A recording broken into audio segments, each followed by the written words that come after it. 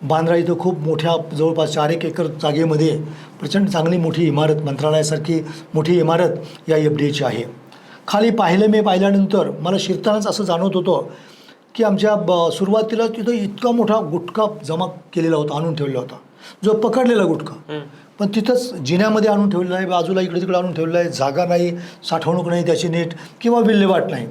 तिथे गेल्यानंतरच मला असा वास आला सगळा गुटख्याचा. मी म्हटलं अरे FDA कमिशनर म्हणून आपण रुजू होतोय आणि या कमिशनरच्या ऑफिसमध्ये इतका वास कसा येतोय हा.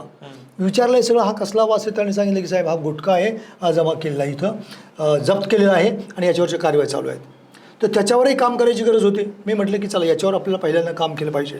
आणि जवळपास 8 टन गुटखा तिथं आणून पडलेला होता. त्याची विल्हेवाट लावण्याचं काम एक ताबडतोबीने आम्ही सुरू केलं. मग आता पहिल्यांदा हात घालायचा होता तो दुधासाठी. एक दिवस असंच मी एका प्रशिक्षणामध्ये असताना मला एक फोन आला, एका फार मोठ्या माणसाचा, मंत्र्यांचाच फोन आला की साहेब अमुक ह्या ठिकाणी फार भेसळ होते दुधामध्ये. ओके. आणि ते बिचारे मला तसं जाणून पण होते. माझं त्याने कामही पूर्वी पाहिलेलं होतं. एक चांगला अधिकारी म्हणून माझी इमेज त्यांच्या मनामध्ये होती. ते मला म्हटले साहेब आता तुमच्यासारखा कमिशनर आला आहे, ही भेसळ वगैरे तर सगळी आता संपणार आहे याचा आम्हाला विश्वास आहे, पण पहिल्यांदा सुरुवात आमच्यापासून करा. ओके. मला आश्चर्य वाटलं की एक मंत्री महोदय आपल्याला असं म्हणतात की माझ्या जिल्ह्यापासून सुरुवात करा. मला अतिशय हायसं वाटलं. मी त्या दिवशी ट्रेनिंगला होतो, पण मग त्यांना मी म्हटलं की सर सकाळपर्यंत मी सगळं करतोय. मी पाचगणीला एका ट्रेनिंगला गेलेलो होतो, पण तेवढ्यात मग मी सगळे नागपूरला फोन लावला, अमरावतीला फोन लावला, इकडे जळगाव धुळे नाही, औरंगाबाद काही आणि नगर वगैरे, नाशिक वगैरे या भागातल्या काही अधिकाऱ्यांना फोनवर घेतलं आणि त्यांना सांगितलं की तुम्हाला ताबडतोबीने तासाभरात गाड्या करून निघायचं आहे, तुम्हाला XY ठिकाणी जायचं आहे. मला मी जर एखादा व्यावसायिक आहे, मी हे पाहिलं पाहिजे की मी जे विकतो आहे, खाद्यपदार्थ असेल, दूध असेल, पाणी असेल बॉटलबंद किंवा इतर काही पेय असतील, शीतपेय असतील, जे काही मी विकतो आहे, हे जर माझ्या मुलांच्या पोटात गेलं, त्यांना तेवढं म्हणजे स्वतःच्या मुलाला गेलं तर काय होईल हे विचार आला पाहिजे. हा एक विचार प्रत्येकाला. माझ्या स्वतःच्या पोटात, माझ्या कुटुंबियाच्या पोटात जर गेलं, आज मला 2 पैसे मिळतात भेसळीचे, त्याच्याकडे न पाहता थोडंसं ज्याला आपण म्हणतो की स्वतःचंच ओरिएंटेशन प्रत्येक माणसाचंच असलं पाहिजे. आणि हा इतका मोठा शाप भेसळीचा समाजाला लागला आहे, तो उद्या आपल्यावरही येऊ शकतो, आपणही त्याचे शिकार बनू शकतो. ही भावना जोपर्यंत प्रत्येक माणसाच्या मनामध्ये येत नाही तोपर्यंत थोडंसं अडचणीचं आहे. रक्ताची भेसळ तशी अवघड आहे फार. आम्ही आता जे काही, मी पण FDAचा कमिशनर असताना त्या दरम्यान महाराष्ट्रामध्ये 309 रक्तपेढ्या होत्या. ओके. त्या 309 रक्तपेढ्या एकाच दिवसात आम्ही सगळ्या तपासल्या होत्या. त्याच्यापैकी 72 रक्तपेढ्या मला अशा सापडल्या की ज्याच्यामध्ये कुठंतरी काहीतरी लॅक्युनाच आहेत. आता भेसळ असणं वगैरे हा भाग तर आणखी वेगळा, रक्तामध्ये भेसळ तसं, पण रक्त म्हणजे कलेक्शन करताना, स्टोअर करताना, त्याचं वितरण करताना, ते देताना ज्या काही त्याचा जो नॉर्म ठरलेला आहे त्याच्याप्रमाणे जर ते नसेल तर मग त्याला आपण दूषित रक्त म्हणा किंवा दूषित नमुना असं म्हणू शकतो.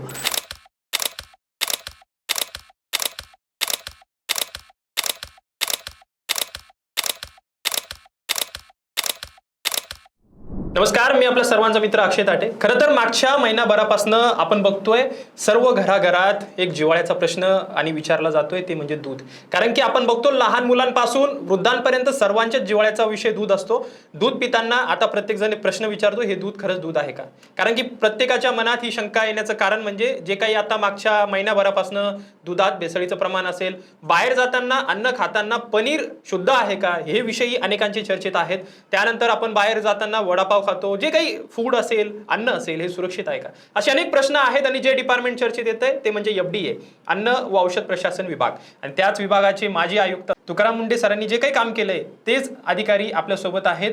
माजी आयुक्त असलेले डॉक्टर पुरुषोत्तम बापकर सर आपल्यासोबत आहेत आणि खरं तर त्यांच्याकडनं जाणून घेणार आहोत की FDA कशा पद्धतीने काम करतं, त्याची कार्यशाळा किंवा कार्यवाही कशा पद्धतीने होते आणि दूध आणि हे जे कार्य करताना काय काय त्यांचे अनुभव होते. नमस्कार सर. नमस्कार. खतर आनंद होतोय की जे डिपार्टमेंट आज चर्चेत आहे त्याची सुद्धा तुम्ही आयुक्त होतात. तर सगळ्यात पहिला प्रश्न हा आहे की FDA नेमकं काय आहे आणि कशा पद्धतीने त्याची कारवाई होते. खरं म्हणजे FDA तसं पहिल्यापासूनच चर्चेत राहिलेलं आहे आणि सतत चर्चेत राहणारच आहे. कारण FDA मार्फत जे काही कामकाज चालू आहे, केलं जातं, त्यामध्ये बेसिकली आपण जे खातो पितो, आपली औषधं आहेत, अन्न आणि औषध प्रशासनाचं विभाग आहे हा.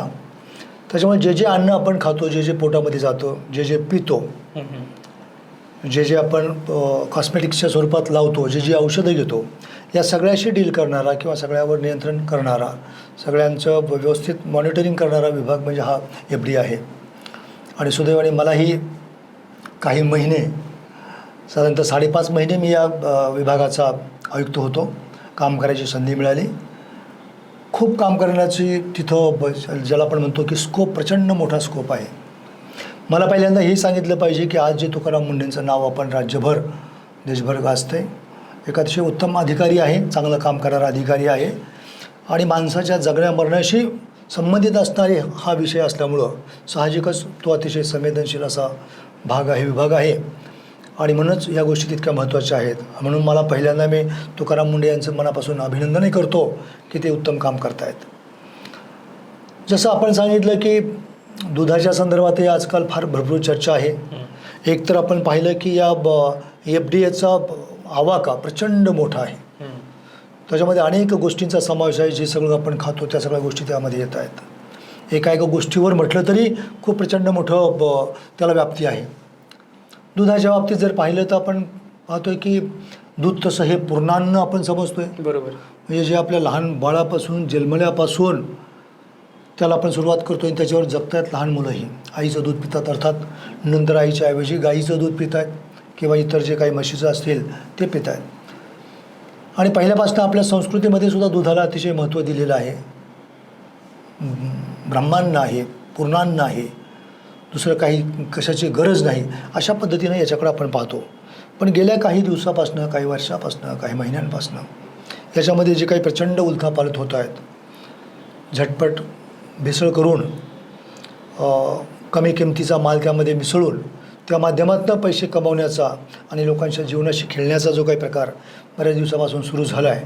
सरकार अर्थात त्याच्यावर काम करतं आहे, प्रशासन काम करतं आहे, समाजामध्ये जागृतीचं काम होतं आहेच, ग्राहक संघ अनेक आहेत, यांच्यामार्फत हे काम केले जाते. अर्थात अनेक दूध संघ आहेत, तेही यामध्ये उत्तम काम करत आहेत. परंतु सगळ्यांचेच काम उत्तम जर राहिलं असतं तर मग भेसळ आलीच नसती. बरोबर. तर खरं म्हणजे भेसळीच्या संदर्भात, दुधाच्या संदर्भात पूर्वी जे काम करता आलं, मला पण काही काम करता आलं, यामध्ये बऱ्याचशा गोष्टी त्याच्यामध्ये भेसळ केलं जातं. मी ज्या विभागाचा आयुक्त म्हणून रुजू झालो, साधारणतः 2014मध्ये 6 ऑगस्टला मी या विभागाचा, 2014च्या 6 ऑगस्टला या विभागाचा मी आयुक्त झालो. आणि माझ्या अगोदर महेश झगडे म्हणून त्या ठिकाणी आयुक्त होते. पण चार्ज घेतल्यानंतर एवढी मोठी जबाबदारी कधी मागणी नसताना, कधी अपेक्षा केली नसताना सरकारने माझ्यावर टाकली होती. आणि मला तर माझं हे मी कर्तव्य समजतो की जी जबाबदारी आपल्यावर टाकली ती अतिशय चोखपणे, प्रामाणिकपणे, पूर्ण ताकदपणा लावून जे होईल ते, काही त्यातले कॉन्सिक्वेन्सेस न पाहता काम करत राहणं, हा मी माझा नेहमीचा नोकरीमधला एक माझा धर्म राहिलेला आहे. आणि म्हणून मी अतिशय आनंदाने या पदावर जॉईन झालो आणि ठरवलं की आता खूप मोठी ताकद आपल्या हातामध्ये आहे. याचं खऱ्या अर्थाने या ताकदीचं, या शस्त्राचं आपण योग्य त्या ठिकाणी वापर केला पाहिजे. मग काय केलं अगोदर? तक्रारी तर होतच होत्या, तक्रारी येतच होत्या. पहिल्यांदा असं डिक्लेअर केलं की माझ्या कार्यालयामध्ये, FD कमिशनरच्या कार्यालयामध्ये 24 तास कोणीतरी यंत्रणा तिथं ऐकून घेणारी, तक्रार घेणारी, कोणाला काही सांगायचं असेल तर ती ऐकणारी यंत्रणा असली पाहिजे. आणि म्हणून 24 तास दक्ष असं म्हणून एक त्या ठिकाणी नंबर, ज्याला आपण टोल फ्री क्रमांक म्हणतो, तो सुरू केला. आणि नुसता सुरू केला नाही तर त्यावर राऊंड क्लॉक माणसं बसवली गेली. असं नाही की काही रेकॉर्ड तुमचा रेकॉर्ड केला जाईल, मेसेज तुमचा, आणि नंतर तुम्हाला कळेल. तिथं माणसं 24 तास 3 पाळ्यांच्यामध्ये माणसं बसवली आणि लोकांच्या गाऱ्हाणं ऐकायला सुरुवात केली. दुसरं एक काम असं केलं ताबडतोबीने की अधिकारी कर्मचारी जे आहेत ते बिचारे अनेक वर्षापासून काम करणारे आहेत, माहितगार असतात. एखादा दुसरा अधिकारी कर्मचारी चांगला नसेल तर त्याच्यामुळे संपूर्ण डिपार्टमेंटला आपण वाईट म्हणू शकत नाहीत. काही माणसांशी असू शकतात, त्याच्यामुळे डिपार्टमेंट बऱ्याच वेळा बदनाम होतं. पण अशाही माणसांना जाणीव करून देऊन आपल्याला चांगलं काम करायचं आहे आणि या दृष्टीनं पुढं जायचं आहे, असा एक विचार पहिल्यांदा मी सगळ्यांची बैठक घेऊन मांडला. सगळ्यांना बरोबर घेऊन पहिल्यांदा मी ऑफिस सगळी पाहणी केली. बांद्रा इथं खूप मोठ्या जवळपास 4 एकर जागेमध्ये प्रचंड चांगली मोठी इमारत, मंत्रालयासारखी मोठी इमारत या FDAची आहे. खाली पाहिल्यानंतर मला शिरतानाच असं जाणवत होतं की आमच्या सुरुवातीला तिथं इतका मोठा गुटखा जमा केलेला होता, आणून ठेवलेला होता, जो पकडलेला गुटखा. पण तिथंच जिन्यामध्ये आणून ठेवलेला आहे, बाजूला इकडे तिकडे आणून ठेवलेला आहे, जागा नाही, साठवणूक नाही त्याची नीट किंवा विल्हेवाट नाही. तिथे गेल्यानंतरच मला असा वास आला सगळा गुटख्याचा. मी म्हटलं अरे FDA कमिशनर म्हणून आपण रुजू होतोय आणि या कमिशनरच्या ऑफिसमध्ये इतका वास कसा येतोय हा. विचारलंय सगळं हा कसला वास आहे. त्याने सांगितलं की साहेब हा गुटखा आहे, हा जमा केलेला इथं जप्त केलेला आहे आणि याच्यावरच्या कारवाई चालू आहेत. तर त्याच्यावरही काम करायची गरज होती. मी म्हटलं की चला याच्यावर आपल्याला पहिल्यांदा काम केलं पाहिजे. आणि जवळपास 8 टन गुटखा तिथं आणून पडला होता. त्याची विल्हेवाट लावण्याचं काम एक ताबडतोबीने आम्ही सुरू केलं. पण त्याचबरोबर बैठक घेताना लोकांच्यामध्ये, अधिकाऱ्यांच्यामध्ये त्यांनाही सांगितलं की आमच्यावर आता फार मोठी जबाबदारी आहे. आम्ही या राज्याला एक वेगळं उत्तरदायित्व आमचं आहे ते निभावण्याचा प्रयत्न केला पाहिजे. मग काय करायचं ते सगळ्यांना एक शपथ दिली. मी स्वतः शपथ घेतली, सगळ्या अधिकारी कर्मचाऱ्यांना शपथ दिली की हे राज्य, महाराष्ट्र राज्य पुढच्या 6 महिन्यामध्ये भेसळमुक्त झालं पाहिजे. भेसळमुक्तीचा हा पहिला संकल्प 6 महिन्याचा आणि व्यसनमुक्तीचा संकल्प, असे 2 संकल्प करून सगळ्या अधिकाऱ्यांना आणि कर्मचाऱ्यांना ताकदीनं कामाला लावलं. याची सुरुवात म्हणून पहिल्यांदाच आम्ही खाली उतरलो. पहिल्या मजल्यावर माझं ऑफिस असायचं, खाली उतरलो आणि ऑफिसचा एक फेरफटका मारायला सगळ्यांना मी बरोबर घेतलं. फेरफटका मारताना असं लक्षात आलं की इतका कचरा पडला, इतकी घाण पडली. FDAचं ऑफिस, आम्ही अथॉरिटी म्हणून सगळीकडे जातोय येतोय, पण आमच्याच ऑफिसमध्ये इतकी घाण असेल तर कसं चालणार. आणि म्हणून मग खाली गेल्याबरोबर आम्ही लगेच झाडू घेतला, पाहिला, साफसफाई करायला सुरुवात केली आणि सगळं आवार पुढच्या 2-4 दिवसामध्ये एकदम चकाचक करून टाकलं. 1 तास, 2 तास, 4 तास काम करून ताबडतोब यंत्रणा काय मागून, मशिनरी मागून हे सगळं क्लीन करायचा प्रयत्न केला. जेणेकरून मला एक मेसेज असा द्यायचा होता की पहिल्यांदा आमच्यापासून सुरुवात, आम्ही स्वच्छ असलो पाहिजे, आम्ही निर्मळ असलो पाहिजे, भेसळ आमच्यात नसली पाहिजे. मी सुरू केलं असं. तुम्हाला सांगायला आश्चर्य वाटतं की त्या ठिकाणी आम्हाला 5-6 साप, नाग, धामण असे काही सर्प दिसले तिथं तुमच्या ऑफिसमध्ये, खाली त्या परिसरामध्ये. बांद्र्यामधलंही आमचं ऑफिस, खाली भरपूर कचरा पडलेला असायचा, गटर साचलेलं होतं, साफसफाई फारशी होत नव्हती, लक्ष तिकडे कोणाकडे नव्हतं. तर त्याला हात घातल्यानंतर असं सगळं लक्षात आलं, इतका खरं तर सुंदर परिसर, इतकी झाडं तिथं, इतकं रमणीय, चांगलं वाटणारं, पण हे असं दिसलं ते आम्ही सगळं पूर्णपणे काढून टाकण्याचा प्रयत्न केला. मग आता पहिल्यांदा हात घालायचा होता तो दुधासाठी. एक दिवस असंच मी एका प्रशिक्षणामध्ये असताना मला एक फोन आला, एका फार मोठ्या माणसाचा, मंत्र्यांचाच फोन आला की साहेब अमुक अमुक ह्या ठिकाणी फार भेसळ होते दुधामध्ये. आणि ते बिचारे मला तसं जाणून पण होते, माझं त्याने कामही पूर्वी पाहिलेलं होतं, एक चांगला अधिकारी म्हणून माझी इमेज त्यांच्या मनामध्ये होती. ते मला म्हटले साहेब आता तुमच्यासारखा कमिशनर आला आहे, ही भेसळ वगैरे तर सगळी आता संपणार आहे याचा आम्हाला विश्वास आहे, पण पहिल्यांदा सुरुवात आमच्यापासून करा. मला आश्चर्य वाटलं की एक मंत्री महोदय आपल्याला असं म्हणतात की माझ्या जिल्ह्यापासून सुरुवात करा. मला अतिशय हायसं वाटलं. मी त्या दिवशी ट्रेनिंगला होतो, पण मग त्यांना मी म्हटलं की सर सकाळपर्यंत मी सगळं करतोय. मी पाचगणीला एका ट्रेनिंगला गेलेलो होतो, पण तेवढ्यात मग मी सगळे नागपूरला फोन लावला, अमरावतीला फोन लावला, इकडे जळगाव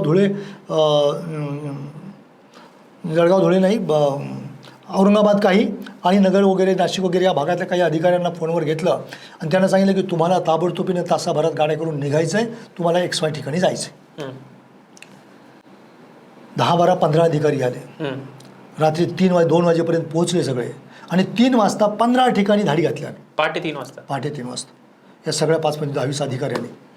तुम्हाला आश्चर्य वाटेल की या 15पैकी 9 ठिकाणच्या आम्हाला त्यांचे नमुने जे होते त्याच्यामध्ये प्रॉब्लेम्स निघाले आणि या 15पैकी 9 डेऱ्यांच्यावर आम्ही FIR दाखल केली. जो सगळं राज्यामध्ये एक मोठा हाहाकार झाला किंवा फार मोठं ज्याला आपण म्हणतो की गडबड झाल्यासारखं, अचानक पाठेच कोणीतरी माणसं येत आहेत, डेअरीवर धाड घालत आहेत, सॅम्पल्स घेत आहेत, तपासणी करतायत, इमिजिएटली सील करतायत आणि ताबडतोब गुन्हे दाखल करतात. अशा पद्धतीनं कारवाई झाल्यानंतर राज्यभर त्याचा गवगवा सुरू झाला. अनेक लोकांना त्याच्यात जामीन मिळाले नाही, काही लोकांना तुरुंगात जावं लागलं. पण या मोहिमेमुळं आता अशाच मोहिमा सर्वत्र चालू करायच्याच होत्या. नंतर पुढची मोहीम आमची कोल्हापूरची झाली, अहमदनगरची झाली, नाशिककडची झाली, विदर्भामधल्या झाल्या. या सगळ्या मोहिमा होत गेल्या आणि शेकडो ठिकाणच्या तपासण्या करण्यात आल्या, शेकडो गुन्हे दाखल करण्यात आले. असं लक्षात आलं आहे की अधिकारी कर्मचाऱ्यांच्या अडचणी होत्या. खरं म्हणजे आता अधिकारी पूर्ण संख्येने भरलेले नव्हते. आमच्याकडे जेवढे अधिकारी पाहिजे त्याच्यापैकी जवळपास 31% जागा रिकाम्या होत्या. जुनाच आकृतीबंध होता गेल्या 10, 15, 20 वर्षापूर्वीचा. आज त्याच्या अनेक पटीनं काम म्हणजे अधिकारी पाहिजे होते, तितकी व्यवस्था झालेली नव्हती. आणि या बेसिक गोष्टीवर काम करणं तसं जनरली कोणी करत नाही फारसं. मी मात्र करायचा प्रयत्न केला. ही सगळी रिक्वायरमेंट पाहणं, किती लोकांची गरज आहे, किती पॉप्युलेशनला एक FSO पाहिजे, फूड सेफ्टी ऑफिसर. त्या दरम्यान इथं राज्याचाही मी अभ्यास केला. असं लक्षात आलं की तामिळनाडूला साधारणतः 1.25 लाख लोकसंख्येला एक फूड सेफ्टी ऑफिसर आहे. आमच्याकडे हे प्रमाण जवळपास 4 लाख लोकसंख्येला एक होतो. मी कसं हँडल करणार? इतके मोठ्या संख्येनं पॉप्युलेशन, इतक्या मोठ्या लायसन्सेस, इतक्या मोठे परवाने, इतक्या मोठा व्यवसाय, त्याच्यामुळे ह्या एवढ्या कमी संख्येमधल्या अधिकाऱ्यांना एक तर जागा ज्या आहेत त्याच्यातल्या 30% जागा रिकाम्या होत्या, ते भरणंही आवश्यक होतं. त्या अनुषंगाने सायमल्टेनियसली आम्ही प्रयत्न करत गेलो. सरकारला पुन्हा असा एक प्रस्ताव पण सादर केला की इथं पदं वाढवण्याची पण गरज आहे. पण त्याचबरोबर आमची रोजची कारवाई अजिबात थांबत नव्हती. आणि या माध्यमातून अनेक शेकडो केसेस आम्ही दाखल केल्या. शेकडो आमच्याच कर्मचारी अधिकारी यांच्यावर पण केसेस दाखल केल्या. जे कोणी कामचुकार होते, कार्यवाही करत नव्हते, विलंब लावत होते, अशांनाही काही सोडलं गेलं नाही. आणि त्याच्यामुळे राज्यामध्ये एक वेगळं माहोल निर्माण झाला आणि अनेक लोक यायला लागले, समोर यायला लागले, काही सांगायला लागले. या माध्यमातून एक फार मोठी चळवळ, चांगलं दूध राज्याला कसं मिळेल यासाठीची सुरू झालेली होती. नाही, खरं तर ही कौतुक आहे. अमूल आणि चितळेसारख्या मोठ्या मोठ्या ब्रँडवर तुम्ही डायरेक्ट धडक कारवाई केली आणि त्यामुळे राज्यात एक चर्चा झाली. तर ह्या अशा ज्या मोठ्या ब्रँड्स आहेत त्या ब्रँड्सवर कारवाई करताना काही फोन वगैरे किंवा धमकी वगैरे? खरं म्हणजे काय आहे, दूध हा पदार्थ असा आहे की ज्याच्यामध्ये खूप गोष्टी टाकल्या जातात. खरं तर मला याचं आश्चर्य वाटतं, याचं मला अतिशय वाईट वाटतं की अनेक ठिकाणी शेतकऱ्यापासून गाई म्हशीला ऑक्सिटोसिनचं इंजेक्शन देण्यापासनं की जेणेकरून तिनं ताबडतोब पाण्यात सोडावा, जास्तीत जास्त दूध द्यावं, त्यासाठी ऑक्सिटोसिनचे इंजेक्शन दिले जातात. मग तिथंच खरी भेसळ सुरू होते. आम्ही हे पाहिलं की भेसळीला नुसतं आम्ही कुठेतरी डेअरीमध्ये होते किंवा कोणीतरी एखादा मोठा ब्रँडचे भेसळ होते हे न पाहता भेसळीचं रूट आपल्याला कसं रूट आऊट करता येईल याचे प्रयत्न करण्याचा प्रयत्न करत होतो. आणि म्हणून पहिल्यांदा शेतकऱ्यांच्या कार्यशाळा, दूध उत्पादकांच्या कार्यशाळा, मग दूध संकलक जे आहेत त्यांच्या कार्यशाळा, डेअरीच्या कार्यशाळा, याच्याबरोबर ग्राहकांना बरोबर घेऊन, ग्राहक मंचाच्या लोकांना बरोबर घेऊन एक तर एका बाजूनं लोकांना माहिती देणं, लोकांचं ज्ञान वाढवणं, कोणत्या स्वरूपाची भेसळ होतं हे त्यांना सांगणं, प्रशिक्षणं त्यांचे करणं आणि याच्यातनं भेसळ नेस्तनाबूत कशी करता येईल हा प्रयत्न करणं, अशा स्वरूपाचे प्रयत्न सुरू झाले होते. आपल्याला सांगायला हरकत नाही, दुधामध्ये साखर, स्टार्च, पिष्टमय पदार्थ, त्याच्यानंतर युरिया अतिशय घातक पदार्थ आहे, पण दुर्दैवाने त्यालासुद्धा वापर केला जातो. साबणीचा, वनस्पती तूप त्याला आपण जे म्हणतो ते, तेल, पॉमोलिन ऑइल, अशा अनेक गोष्टींचा 5-25 गोष्टी याच्यामध्ये आहेत. पावडर तर वापरलीच जाते, दुधाची पावडर, कमी प्रतीची पावडर असते ती पण वापरली जाते. अशा अनेक गोष्टी वापरल्या जातात. त्याच्यात फार तपशिलात मी आता जाणार नाही, परंतु दूध भेसळीला अनेक गोष्टी त्याच्यामध्ये भेसळसाठी वापरलं जातं आणि हे सगळं पाहण्याची यंत्रणा आहे. आम्ही त्या दरम्यान एक प्रयत्न असा करत होतो की जेवढे सॅम्पल्स येतील हे ताबडतोबीनं तपासले कसे जातील. मला आमच्या कार्यालयाने असं सांगितलं की साहेब आपल्याकडे ही तपासणारी यंत्रणा कमकुवत आहे, कमी आहे. मी विचारलं आपण दिवसभरात किती सॅम्पल्स तपासू शकतो? त्याने सांगितलं साहेब एक 10-12 सॅम्पल्स तपासू शकतो. म्हटलं अजिबात नाही, हजारो सॅम्पल्स आम्हाला तपासता आले पाहिजेत. काय नाही, कर्मचारी नाहीत, अधिकारी नाहीत, मग ताबडतोबीनं काहीतरी केलं पाहिजे. करार पद्धतीवर तरी भरले पाहिजेत. जे कॉलेजचे मुलं आहेत त्यांना घेतलं पाहिजेत. अशा पद्धतीनं काही मुलांना मी पाचारण केलं. त्यांना सांगितलं तुम्ही मला हे काम करा, मदत करा. त्यांचं आम्ही ट्रेनिंग केलं आणि नंतर अशी परिस्थिती निर्माण झाली की जिथं आम्हाला दिवसभरात आम्ही 10 सॅम्पल्स आमची यंत्रणा तपासू शकत होती, तिथं आम्ही 2 तासात 100 सॅम्पल्स तपासायला सुरुवात केली. आणि मग मात्र हा सुरेल हा जयद्रथ. सॅम्पल घ्यायचं आणि तिथल्या तिथं ताबडतोबीने तासाभरातच त्याच्यासमोर सॅम्पल तपासून देणं, ही पण प्रक्रिया सुरू झाली. यानंतर दुसरी आणखी अशी एक प्रक्रिया पाहिली की आम्हाला स्वतःला घरातल्या घरात याच्यामध्ये भेसळ आहे हे कसं पाहता येईल, त्यासाठीचे काही इन्स्ट्रुमेंट पाहणं, तयार करणं, त्यासाठीची पण एक कार्यवाही आमची सुरू झाली होती. पुढं काय झालं मला माहीत नाही, परंतु मला मी एक साधारणतः 5-5.5 महिन्याचा कालावधी मिळाला. पण तोपर्यंत हे सगळं रान मात्र उठवण्याचा प्रयत्न झालेला होता. आणि आता जर का प्रत्येकाच्याच मनात एक शंका आणि भीती निर्माण झालेली आहे, जर मला कारवाई करायची, मला असं डाऊट येतोय की इथं ही भेसळ होतीये, तर मी कारवाई करताना सगळ्यात पहिले कशा पद्धतीने तक्रार नोंदवायची? जसं तुम्ही आता सांगितलं की टोल फ्री नंबर आहे, कारवाई करण्यासाठी आम्ही कॉल करू शकतो, तर तक्रार सगळ्यात पहिले कशी करता येईल? नाही, खरं म्हणजे आता तक्रारीचं खूप आता स्वरूप आहे. इव्हन ऑनलाईन तक्रारी होतात. तिथं आता आम्ही तर त्यावेळेस सुरू केला होता हा कक्ष, आणि टोल फ्री क्रमांक तिथं होता.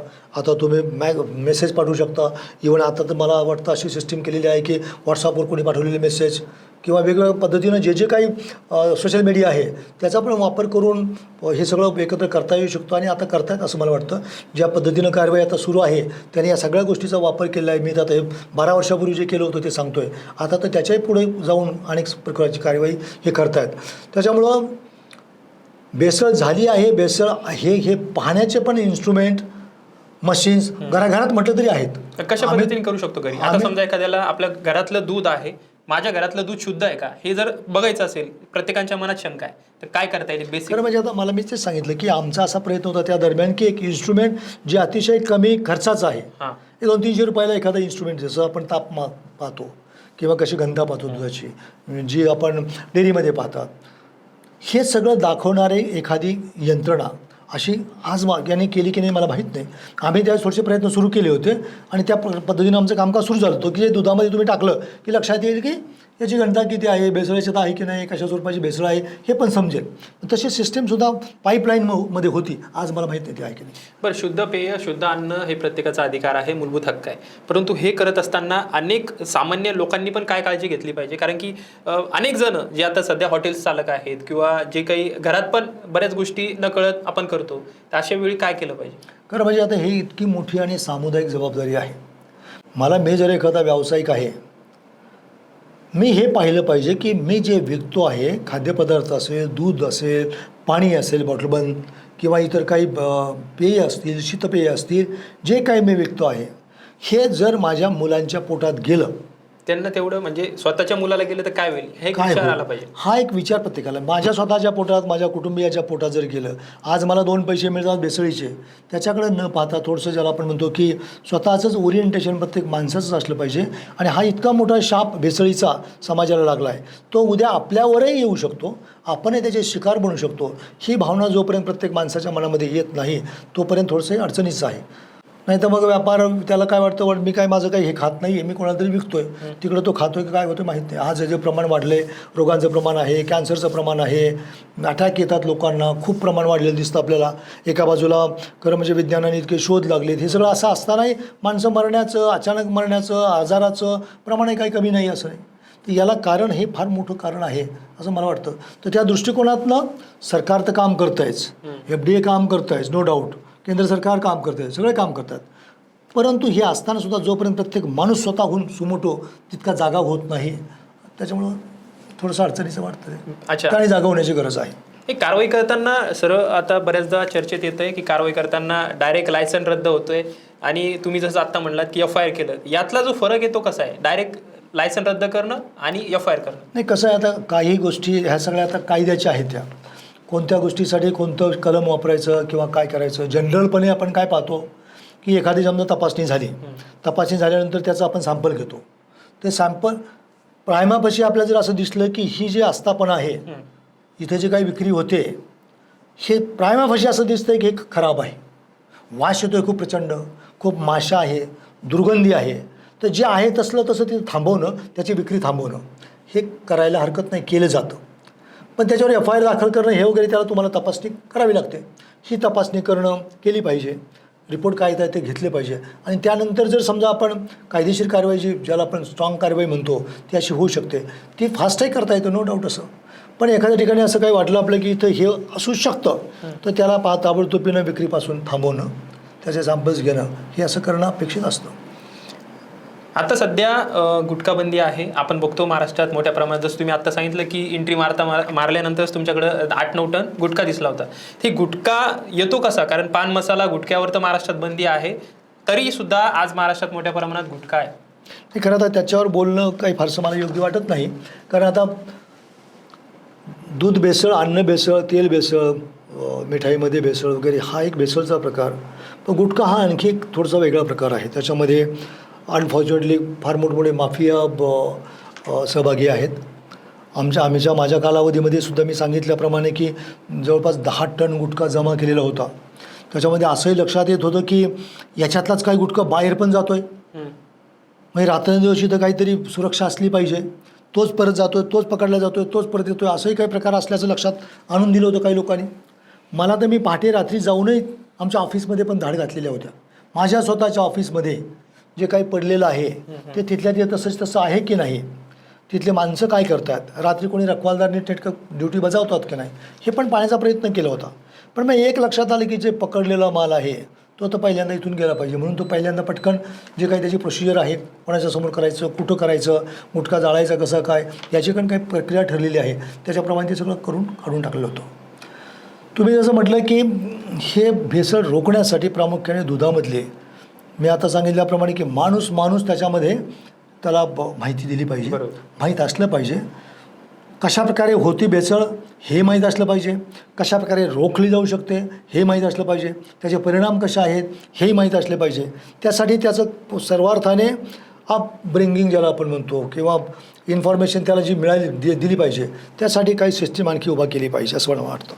मलाच खरं म्हणजे तुम्हाला सांगायला हरकत नाही. त्याच दरम्यान आता हे एक पुस्तक पाऊल शुद्ध धवल क्रांतीच्या दिशेने असं हे मीच लिहायला सुरुवात केली होती. की मीच हे कमिशनर म्हणून लोकांच्यापर्यंत हे दिलं गेलं पाहिजे की शुद्ध दूध काय आहे, ज्याला आपण धवल क्रांती म्हणतो.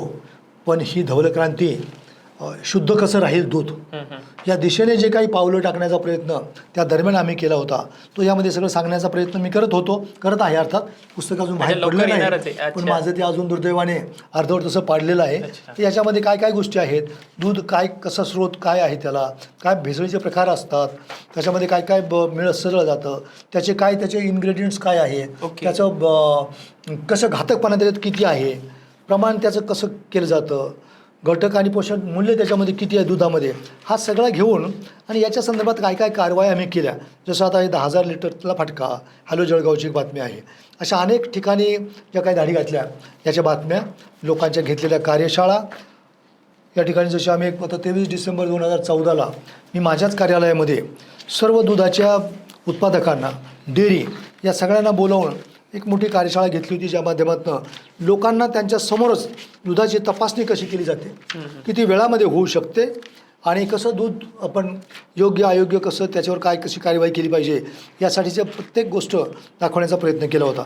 या ठिकाणी जुन्या काही बातम्या पण जर तुम्ही पाहिल्या तर प्रत्येक नागरिकाला दुग्ध साक्षर करण्याचा प्रयत्न, अन्न साक्षर करण्याचा प्रयत्न, या बातम्या त्या दरम्यान अन्न आणि औषध प्रशासनाचे म्हणून माझ्या नावाने काही बातम्या आलेल्या होत्या. दूध भेसळ नेस्तनाबूत करणार अशा प्रकारचा जो संकल्प आमचा होता तो आहे इथं. नगर जिल्ह्यापासून दूध भेसळीविरुद्ध कारवाई ह्या बातम्या अशा आहेत. त्या ठिकाणी आम्ही श्रीरामपूरला जवळपास 450 दूध उत्पादक शेतकऱ्यांची, मी जसं मगाशी म्हटलं की शेतकऱ्यापासून सुरुवात झाली पाहिजे, दूध जिथं निर्माण होतं तिथून सुरुवात झाली पाहिजे, म्हणून मोठी एक कार्यशाळा त्या ठिकाणी घेतली गेली होती. दूध भेसळ नेस्तनाबूत करणार अशा प्रकारच्या काही बातम्या त्या दरम्यान झळकलेल्या होत्या आणि लोकांनी त्यात कसा सहभाग घेतला, काय काय विषय मांडले, कशा तपासण्या स्वतःच्या डोळ्यांनी समोरच्या समोर पाहिल्या, किती वेळात तपासणी होऊ शकते हे त्यांनी अनुभवलं. आणि त्यावरून लक्षात असं आलं की 95 पैकी 95 नमुने आम्ही त्या दिवशी मागवले होते. सगळ्या लोकांच्या समोर 10 नमुने आम्हाला दूषित असे सापडलेले होते. तर हे सगळ्यांच्या समोर FDAच्या दोषीवर कारवाई करणार, दूध भेसळ रोखण्यासाठी लवकर स्वतंत्र फोरम, अशा स्वरूपाच्या काही कार्यवाह्या त्या दरम्यान झालेल्या होत्या. म्हणजे आता हे पुस्तक आम्हाला म्हणजे सर्व जनतेला मार्गदर्शक ठरणार याबद्दल शंकाच नाही. कधी येईल पण हे पुस्तक? आता दिलं पाहिजे मला लवकर. म्हणजे तुम्ही लिहिताय आता सध्या चालू आहे? इतके दिवस राहिलं ते. हे म्हणजे 18 पासून खरं तर ही 20/5/18ची तारीख, 14लाच मी 15ला जेव्हा चार्ज सोडला त्याच दरम्यान मी लिहित होतो, हे लिहायला घेतलं होतं. पण नंतर मग नवीन डिपार्टमेंटची नवीन जबाबदारी आणि सगळ्या गोष्टीत ते राहिले, पण ते लवकरच येईल बाहेर निश्चितच. म्हणजे सर्वसामान्य लोकांनाही एक वाचण्यासाठी तुमचा अनुभव येईल. बरं, आता जाता जाता प्रश्न खूप मोठे आहेत. FDA खूप मोठी यंत्रणा आहे आणि त्याची कार्यशाळा पण खूप मोठी आहे. सर्व काही सध्या ट्रेंडिंग विषय आहेत, जसं की रक्त जे आपण ब्लड देतो त्या ब्लडमध्ये पण भेसळ होतीये. हा प्रश्न खूप लोकांना चर्चेचा आहे की रक्तगट भेसळ करतात की कशा नेमकं भेसळ असते ती रक्तपेढ्यांमध्ये. नाही, खरं म्हणजे आता रक्ताची भेसळ तशी अवघड आहे फार. आम्ही आता जे काही मी पण FDAचा कमिशनर असताना त्या दरम्यान महाराष्ट्रामध्ये 309 रक्तपेढ्या होत्या. ओके.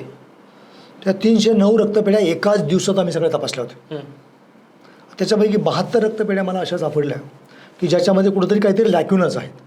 आता भेसळ असणं वगैरे हा भाग तर आणखी वेगळा, रक्तामध्ये भेसळ तसं, पण रक्त म्हणजे कलेक्शन करताना, स्टोअर करताना, त्याचं वितरण करताना, ते देताना ज्या काही त्याचा जो नॉर्म ठरलेला आहे त्याच्याप्रमाणे जर ते नसेल तर मग त्याला आपण दूषित रक्त म्हणा किंवा दूषित नमुना असं म्हणू शकतो. पण त्याच्यामुळे ते कारवाईला पात्र होतात. तर मला आठवतं की ह्या 309 पैकी 72 रक्तपेढ्यांना आम्ही एकाच दिवशी सगळ्या तपासण्या करून त्यांना नोटिसा काढल्या होत्या. आणि पुढे त्यांचं आता म्हणणं आल्यानंतर काय झालं असेल मला असं सांगता येत नाही, परंतु एकदाच मोठा ड्राईव्ह असा घेतला होता. सण उत्सवाच्या काळातले ड्राईव्ह असे बरेचसे होते. जसं दिवाळी आली की स्वीट्स आहेत, बरोबर, त्याच्यात मैदा भेसळ, त्याच्यानंतर अनेक प्रकारची भेसळ होते. किंवा बऱ्याच वेळा असंही दिसायचं की बॉर्डरवरून येणारा जो काही माल आहे, जसं आता वेगवेगळ्या राज्यातून मध्यप्रदेशमधनं असेल, आला आता.